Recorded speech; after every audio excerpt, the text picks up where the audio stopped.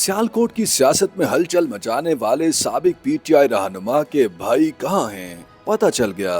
सरकारी वकील ने उमर डार से मुताल्लिक अदालत में अहम बयान दे दिया। इससे कबल मुबैना तौर पर अगवा होने वाले सहाफी इमरान रियाज खान को भी इसी पुलिस ने हिरासत में लिया था।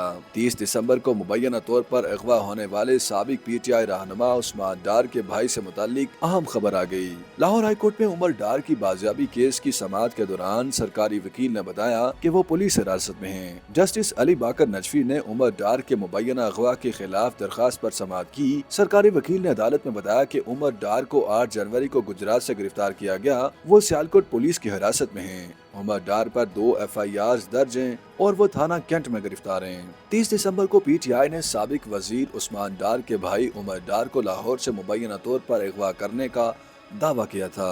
अदालत आलिया में उमर डार की बाजियाबी के लिए दरखास्त भी दायर की गई, जिसमें IG पंजाब और CCP और लाहौर समेत दीगर को फरीक बनाया गया।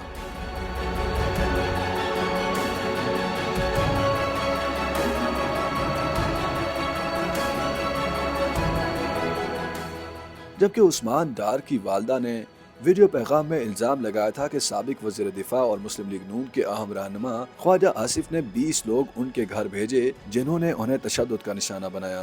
पुलिस उनके घर वारंट गिरफ्तारी के बगैर दाखिल हुई। ख्वाजा आसिफ की ईमा पर ही 9 मई को उनके घर पर हमला किया गया था। ख्वाजा आसिफ ने उस्मान डार और उनकी वालदा को इन इल्जामात पर 1 अरब रुपए हर्जाने का नोटिस भी भेज रखा है। इससे कबल 9 मई वाकयात के बाद मुबैना तौर पर अगवा होने वाले सहाफी इमरान रियाज को भी सियालकोट पुलिस ने ही हिरासत में लिया था, ताहम कुछ माह बाद उन्हें रिहा कर दिया गया था।